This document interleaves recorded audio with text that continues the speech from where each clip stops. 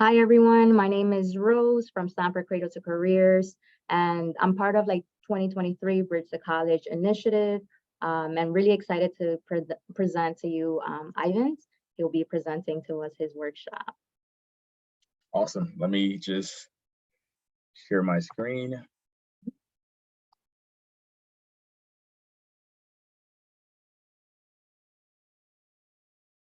Rose, can you see that? Cool. So hello, everyone. My name is Ivan Esperance. Today I will be presenting to you guys a PowerPoint, basically to help you guys develop your professional identity. So we'll go through the agenda. So first I'll introduce myself, and then we'll talk about your personal and professional brand, what that is. And then we'll talk about networking, why it's important. And then I'll give you guys some action steps. And then at the end, we'll leave room for any questions or comments.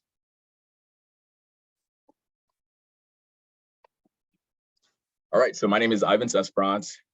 I'm currently 24 years old. I am a consultant, senior consultant, and I went to Stamford High School. So some of you might kind of know me or know my younger brother.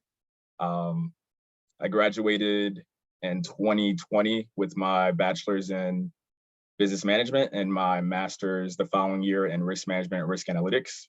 I have prior internship experience with Keep America Beautiful, Stanford Economic Development, Synchrony, which were all in Stanford.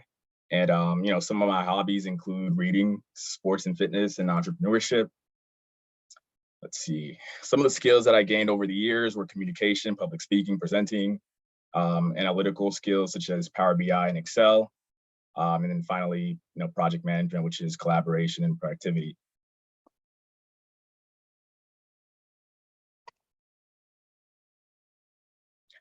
All right, so what is a brand? So a lot of you may be familiar with some of the symbols that you see here: Facebook, Nike, Google. And so a brand, what it is a unique design or symbol, sign, or a combination of all three that is employed to create an image that identifies a product or differentiates it from its competitor. So for example, we'll talk about social media. We have Facebook and Twitter. Essentially, they're the same thing, right? Social media platforms, but they're slightly differentiated, where Facebook, yes, you can post and, post images and stuff like that as you can on Twitter, but they're slightly differentiated by their brand. And so when we talk about brand, there's something called a personal brand, right? And so a personal brand is how you market yourself and the value you provide to other people. And so whether a lot of you guys will believe it or not, you guys already have a personal brand, right? So there's some people out there that they see you and immediately there's a picture of you in their mind. And that's because you've, over time, unconsciously or consciously, developed a personal brand, right? And so the big word here is your brand is your reputation, right? And so it's about bringing who you are and what you do and how you do it. And so a few questions that you want to think to yourself about, developing a personal brand. It's, what do you want to be known for, right? Do you want to be known for someone who's reliable, who is a great conversationalist, who is organized? So what do you want to be known for, right? Two, what are your unique strengths, skills, and attributes? And so in order to be known for something, right, you have to bring some sort of value to the table. So are you good at presenting? Are you good at speaking to people? Are you good at math? Are you good at Excel? All these things. And then three, it's like, what are the three words that come to mind when people think of your name? So as I mentioned earlier, right, your brand is what people immediately think when they see you, right? So here's a quote by Jeff Bezos, the founder of Amazon. And I really like this quote. And it says, your brand is what other people say about you when you're not in the room. And it could be good or bad, but the thing is, people are always going to be talking and discussing your name when you're not there. And so that is your brand. And it's very important to work on your brand and develop your brand to become something that you can be proud of.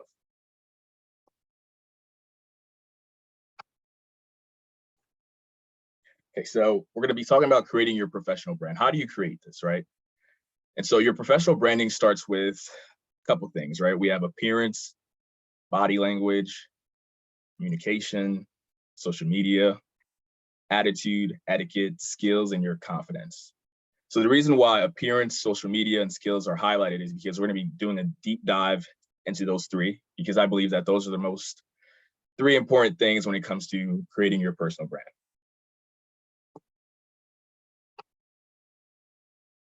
Another quote from Tim Ferriss: your personal branding is about managing your name in a world of misinformation, disinformation, and semi-permanent Google records, which is true, right?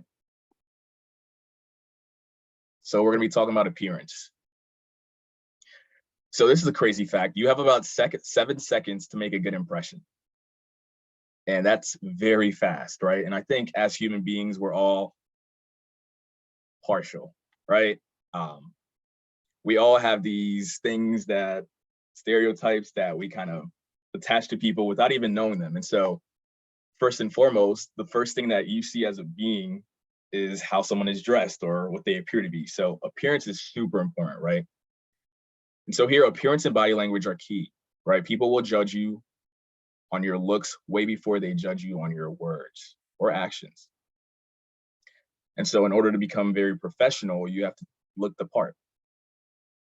And so kind of like what I'm wearing, a tie and a shirt, right? And so immediately, if I was walking down the street and you see me in a blue tie and a shirt or a suit, you're immediately going to think, okay, this guy is probably in business, or, you know, he's very professional or something like that.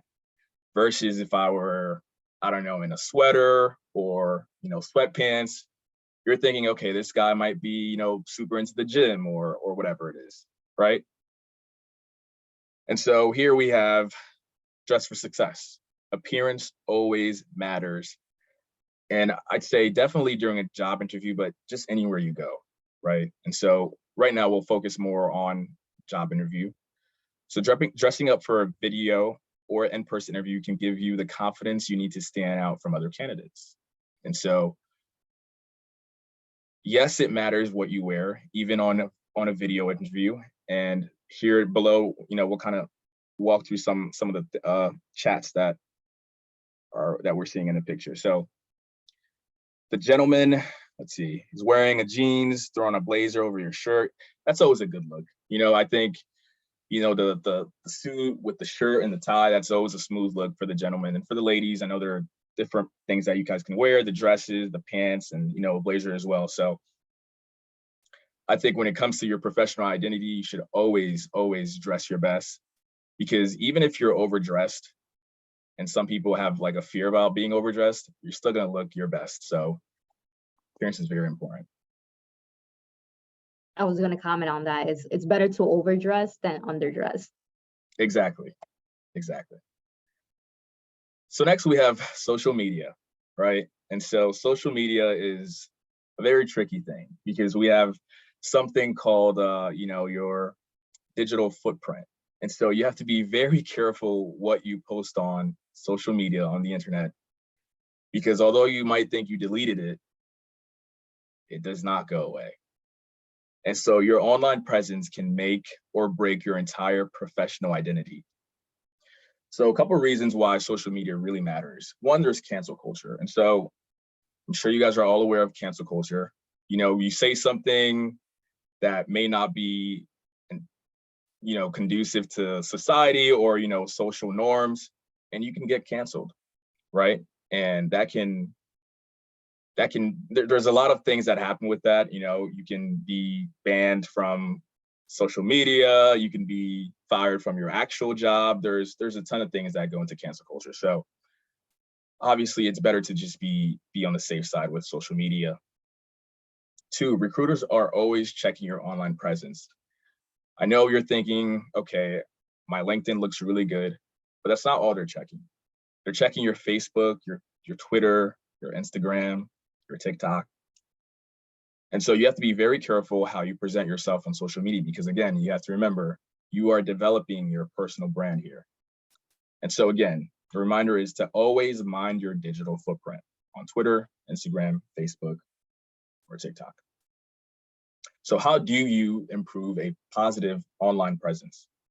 So one of the strategies that you can do is remove or restrict access to any pictures, messages, or videos that may leave a bad impression of you, right? And so I know on Instagram, you can make it private. Twitter, I mean, a lot of social media apps have that privacy setting. But again, too, it's like, you don't want to post anything that's going to make anyone question who you are, what your values are, and anything like that. So just always be mindful of your social presence.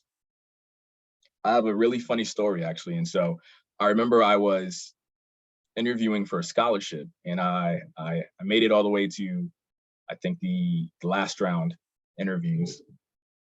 And there were about 2 people interviewing me, and they brought up my Vine. Now, this was a really long time ago, because Vine is not a thing anymore. But they brought up my Vine, and they said there were questionable things on there and that I should delete them. And so I think, especially when you're in job interviews, for college students, you're interviewing, you just have to be mindful, because the people interviewing you are always going to be checking your social media.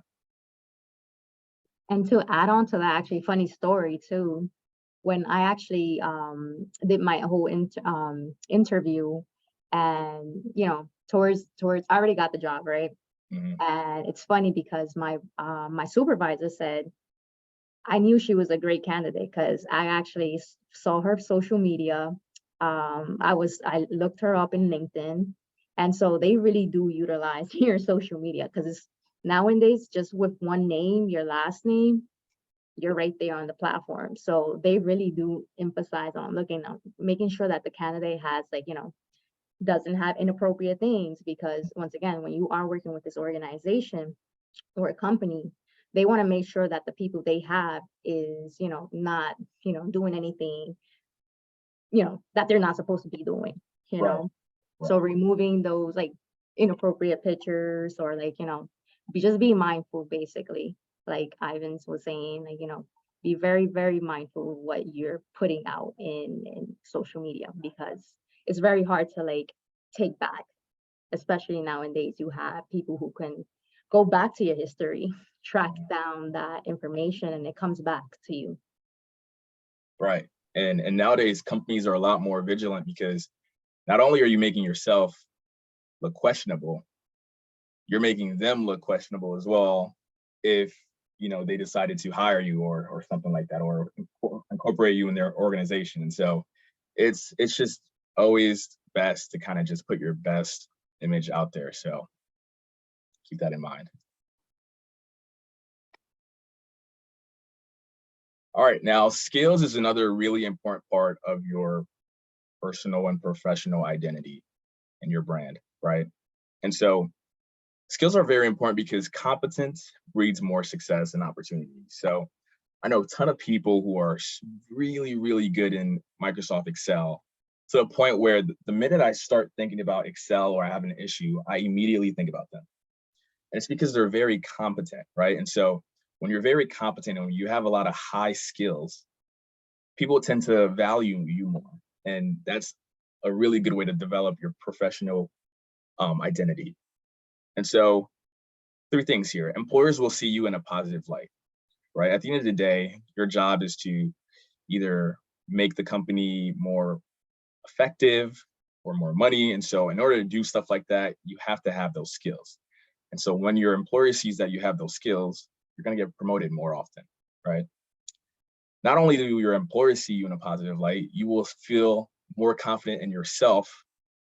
And so when you're in an interview and someone is asking you about your technical skills or maybe some soft skills, you come off as very confident. And last, your resumes, cover letters, and job applications will be even stronger, right? Skills are, I think, at the core of the most important thing that you bring to an organization or yourself, right? And so on the right here, we have some professional skills. We have soft skills and hard skills. Very important to distinguish the difference between the two. So soft skills are more like, the intangibles. So emotional intelligence may be one. Your ability to really understand how you're processing your feelings. That's really important. Um, leadership qualities. Are you a team player? Can you kind of pick someone up when they're down? Can you share the vision and the mission? Honesty. Are you being truthful with yourself, with your employers, with your colleagues? And so those are all the soft skills, right? Things that are intangible. Now we have the hard skills, right? So these are, I consider them very technical skills. And so technical meaning computer skills, computer literacy, data analysis, like I mentioned earlier, Excel, maybe PowerPoint, graphic design is another. And so I'm not going to say one skill is better than the other. I think they're both equally as important, but there is a nice balance, right? Because you can't just be all soft skills, right? You kind of have to be able to, again, be competent and, give, if you're, let's say your manager wants an analysis, you kind of have to be able to do that, right? You can't just get off, just being able to, I don't know, have a positive attitude, yet the output that you're putting is not that great, right? So it's a mix of both. And I think over time, you kind of learn both the soft and hard skills.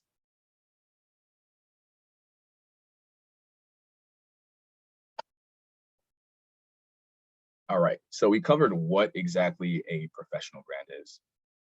And so now let's talk about why developing a positive professional brand is so important. Okay, so personal brand is very important because you have greater control over your own career growth and trajectory. You have greater ability to differentiate yourself from other people. And then you have a greater likelihood that people will trust you more. And so I want to really touch more on the differentiating aspect of this, right? And so life is all about differentiation, right? I mean, I think everyone brings a unique aspect of themselves to the table. And so when you develop that personal brand and that professional brand, when you go inside yourself and you really ask yourself, who am I? What are my strengths? What are my weaknesses? What do I like doing?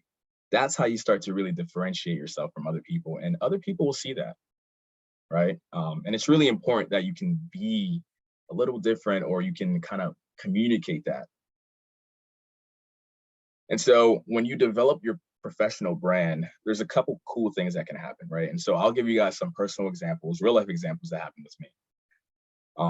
So number one here, I was hired with no interview. And so I developed my professional brand so well to the point where when I was interviewing with someone, because they already knew my pre-existing history, because they already knew that I was involved in certain communities and certain activities, and they saw my social media, they said, hey, we don't really need this interview. You got the job, right? And so that's like a really good feeling when, people kind of just see the work from a distance and they immediately know that, hey, like, we want this guy to be a part of our team, right?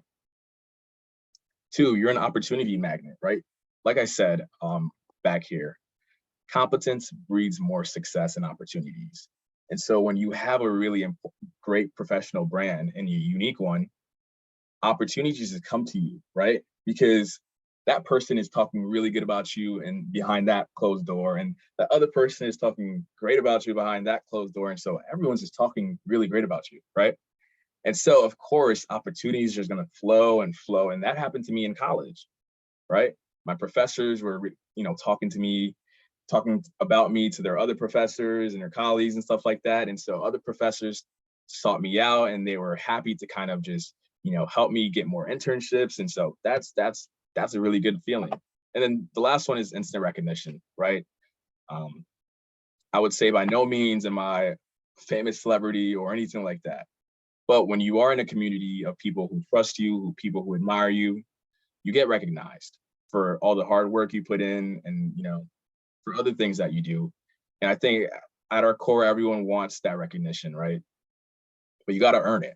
And so that's why developing a positive professional brand is really important, because again, it allows you to navigate and move into the goals and dreams that you have for yourself while having a community of people to help you get there.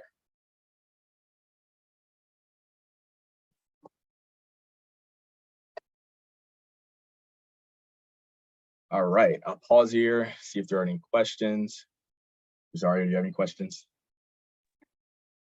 Yeah, well, I was gonna say, what are some like strategies to create their personal brand? Like, what are the first steps for them? Strategies, first steps is, I think, a really key strategy is identify people that you admire, right? I think everyone has colleagues, a brother, maybe a sister that you really admire and you see their value that they bring to other people. And it's okay to emulate that. It's okay to say, hey, I love how this guy exudes great confidence. I want to be the same way. Let me go and talk to him about it. How did he do it? Get their personal experience, stuff like that.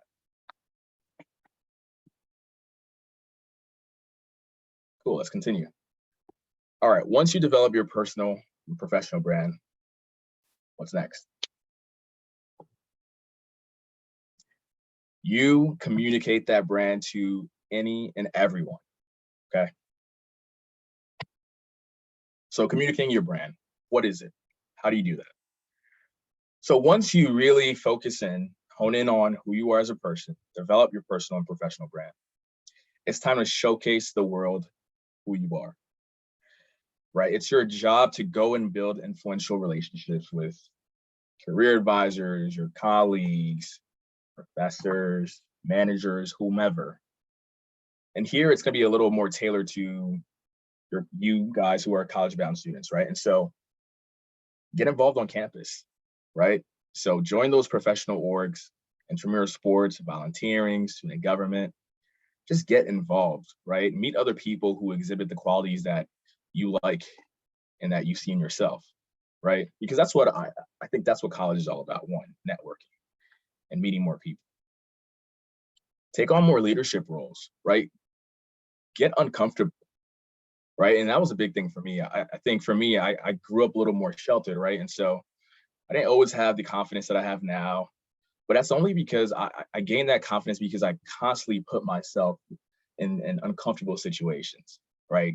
Taking leadership roles, going for that internship that I might have felt that I wasn't qualified, you know, doing things that are outside of myself and my normal routines. Start a blog, a website, a podcast. Again, that's probably not something everyone thinks about, but just do it. See how it works. If it doesn't work, then you've learned something. If it works, that's great for you. But just communicate who you are to the world, what you stand for, your values, what you're good at, just network in general. Quote by Christine Comafard-Lynch: networking is marketing yourself, your uniqueness, and what you stand for. And again, once you differentiate yourself from your peers,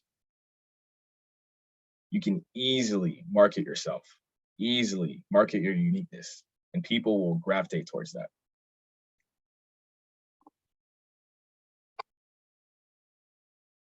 So networking is really important, right? And I think a lot of people, some people have a misconception of what networking exactly is, right? And so today we're going to kind of just hone in on that. And so let's ace networking, right? And so number one, when it comes to networking, what you want to do is you have to start with the end in mind, right? And it starts like this. What exactly are you looking for? Is it an internship, a mentor, full-time job? What is your goal, right? And so when you kind of understand your goal, your why, and you go out to these networking events, you're starting to meet people, it can seem a little intimidating, right? Because I mean, I went through this when I first started networking. It's like, what do I talk about? How do I introduce myself? You know, it's also weird. It's also new. And so you want to break the ice, right? And I think a really easy, simple way to do so is just communicate your reason for wanting to connect or just telling people why you're there. And so if you're at a networking event, hi, my name is Esperance. I'm here to kind of just improve my network, meet some people who are in the consultant industry, and maybe make some more connections. Why are you here? And they'll tell me the reason why they're here. And that's just like the easy way to break the ice, right? And with breaking the ice, you want to also master your elevator pitch. Who are you? What do you do? Again, what's your reason? So my name is Esperance. I am in management consulting. And my reason for being here is just to improve my network and meet other people in a similar industry. It's that simple. And then you guys can kind of talk. Hey, so how do you like your job? Really like it. Oh, that's great. I know someone from this company. Oh, I do too. And so it kind of just flows naturally. But first, you kind of have to, again, just break the ice, communicate the reason why you're there, and then master the elevator pitch. What makes you you, pretty much. 3, listen well. Okay, I know a lot of people kind of just listen to respond, but you have to listen to really understand what the other person is saying, right? Get to know who is in front of you. What's their brand? Who are they? What are their values? And then once you do that, you can kind of just, again, it becomes very flowy in nature. You're having a conversation versus presenting yourself, okay? And then 4, once you're done, getting to know people, you've kind of achieved your reason for being there. Maybe you moved your network, maybe you found someone who is a manager at this company that you want to intern for, whatever it is. The key is to always follow up. You have to follow up, right? Connect with them on LinkedIn, send them an email. Hey, Mike, it was really great meeting you. Let's catch up in 2 weeks, right? You have to follow up, because if you don't, it's like you kind of wasted a lot of motion and action, and so it's really important to follow up. And then with following up, I mean, this is super important. And I think, thankfully for me, I learned this super early, but you can't just contact people only when you need them. Okay. It comes off the wrong way. Right. And it's like, if I'm always contacting Mike just, for help, it's like I'm a taker. Right. And it kind of just rubs people wrong. You want to be obviously both a taker and a giver, because it's a mutual exchange, but you want to strive to be a giver first and foremost.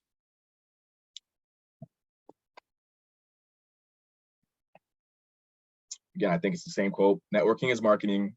Again, remember to market yourself, market your uniqueness, what you stand for at these networking events. And to add on to that, sorry, utilizing LinkedIn, literally, there's a lot of recruiters that are looking for people to hire. Send them a message, a quick introduction, like your 60-second elevator pitch right there. Hey, my name is blah, blah. I'm interested. Are there available positions, etc.? You could tailor this. This is another unique way to like really learn from like the hiring managers there. Sometimes they even provide like, hey, we're hiring. And sending them a quick message I know on LinkedIn, you could send like a message, like a note, I think, without even adding them. And who knows, sending like a lot of those, and the more you do it, the more comfortable you get, and making those connections. I myself have done this, and I've actually have created those networks, those connections. And even regardless, even if there weren't any positions, they were they connected with me. Hey, we have this position open, are you interested?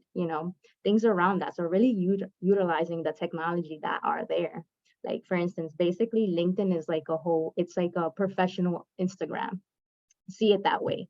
It's like, in a way, you have to like really market yourself. It's like, you have to put in like a professional picture, make sure that you kind of brand yourself in that sense. So really utilizing LinkedIn, because it's like the professional platform for like Instagram. Exactly. And don't be afraid to reach out to people, right? You miss 100% of the shots you don't take, right? The worst thing they could do is what? Not connect. And even that, if they don't connect, there's always someone else that you can connect with. So definitely utilize LinkedIn to the fullest.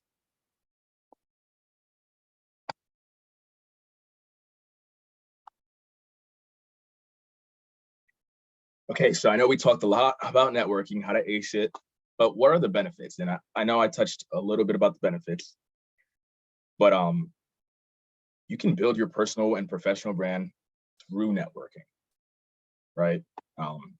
You can get informed by potential job opportunity through your network. You can get supported by referral through your network. Networking can advance you and an interview, kind of like where I didn't have to interview for a job, that could happen for you too. And that happens with networking. And you could be on top of market trends and skills set that you may need to enhance by talking to other people who are maybe subject matter experts in the field that you want to go into. So this picture I really like, right? Why is networking so important? This is why it's so important. Let's say you have a choice between two people who are qualified for the same role. A random person that is very well qualified for the role, or a friend that is very well qualified for the role. Which one do you choose? A friend. Okay. A random person who is qualified for a role, or an acquaintance, someone that you just, let's say you give a handshake to every time you guys pass each other. Which one are you going to choose? An acquaintance. A random person who's qualified, or a friend of a friend. So someone you might not even see every day or talk to, but your good friend is really good friends with that person. Who are you going to choose and give the job to? That friend of a friend. And so on and so forth, and you get the gist. That's why networking is so important, because it's all about who you know. And obviously, like we talked about earlier, your skills and your competency has to be there. But if those two are there and you know that person's always going to choose you over a random person. And that's just how the world works. And the quicker you learn that, you can literally accomplish all your goals, et cetera, et cetera.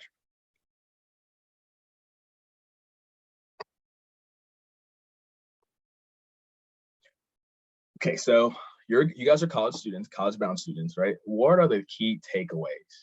Right, I know there was a lot of information. What are some key takeaways? One, building a professional brand as an undergraduate student or college-bound student helps you market yourself, build on your skill sets and experience, which will make you a stronger candidate in the job market. Two, networking with your deans, your advisors, your professors is the sure way to remain relevant and recognizable. Again, you're paying a ton of money to go to college. Be good friends with your deans, your advisors, and your professors, because that will take you a long way, especially in college. Three, the experiences that you have now as a teenager will shape your entire adult life. So make sure you're constantly learning and challenging yourself.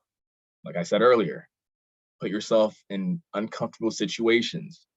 That's the sure way to develop leadership qualities, develop a stronger sense of self, and to even discover a different side of yourself.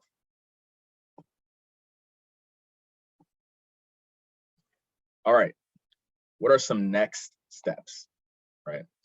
So I have three things here, some recommended resources. So there's a book called Strength Finders by Gallup. And so this right here is an assessment of your current skills now, right? And I took this, I think maybe 2 years ago. It's still relevant. A lot of people take this. And so what it does is it asks you a bunch of questions and you're going to answer them. And with that, the software is going to kind of jot some themes, major themes. Okay, like this person is very extroverted. He likes talking to people. He has leadership skills, public speaking, this and that. So it's going to give you pretty much an assessment of where you are in terms of your skills and certain things that you need to do to maybe enhance some of your skills, which again is at the core, skills are very important. Competency breeds more success. Two, there's a program called Toastmasters. And so what Toastmasters is essentially, it's a group of people get together and they practice the art of public speaking and communication. Public speaking and communication is by far one of the most important and tangible soft skills that you can have as an individual, especially when you're young, right?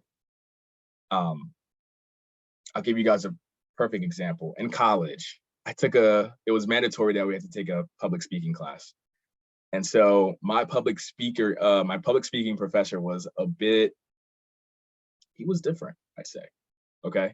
And so he did things he didn't just, you couldn't just go up there with a sheet of paper and kind of just read off a paper and that was no. He made us learn the art of improvisation. So learning how to speak on your feet. Now that's very hard because a lot of people, what they do is, one, you have a crowd looking at you, and two, you're in your head and, now you start mumbling and jumbling in your words. And I mean, I do it too, even now, right? But learning public speaking and really learning how to communicate and speak, I think that really developed me as a person so much more than any other skill set. Because with my newfound skill of public speaking, I was able to communicate with my professors in a way where they were impressed, in a way where they could recommend me for certain internships and stuff like that, right? I was able to speak to my managers in a way they can obviously we're impressed and they can see me, climbing up the corporate ladder, if you will. And so public speaking and communication, it's really important. And I think the stat is public speaking, I think, is one of the top 3 most feared things in the world, right? A lot of people fear public speaking, but once you can kind of master that, through maybe programs like Toastmasters, or maybe your school has programs and such, again, you can do a lot of stuff. 3, there's an app that I created called College Savvy. It's available on both iOS and Android. And so the idea behind that, right now, there's a collection of email templates that you can use to start certain conversations that you need to have in college in order to be successful. And so if you're a first generation student like me who didn't really know how to navigate in college, this is the perfect app for you, right? It'll give you a sense of certain conversations that you should be having throughout college that will really kind of just propel you into success. And so that's a free app that you can always use as a resource. It's called College Savvy. And if you go on collegesavvy.app, you can download the app through there. And so I believe that was it for my presentation. Hopefully you guys learned something valuable here. I know this is recorded, so watch this as much as you need to. And yeah, if there are any questions and comments, feel free to reach out to me or Rosario. Thank you for your time. Thank you, Ivans. I did have one question just in case. What are the common mistakes people make when developing their personal brand? Okay. Common mistakes people make when they're developing their personal brand. I think it starts with inauthenticity. I'd say that much. And all that means is just you not being in alignment with who you are as a person. And so a lot of people will look to other people and say, oh, I want to be like that guy. And I want to be a little edgy, or maybe whatever it is. And maybe that's not really who you are. Maybe you can admire that trait that someone else exhibits, but that doesn't necessarily mean that you have to kind of take that trait on your own. And so I'd say the first thing is inauthenticity, right? Not really aligning to things that align with who you are as a person, right? And so yeah, that's the answer for that. Thank you, Ivans. Awesome. Any more questions?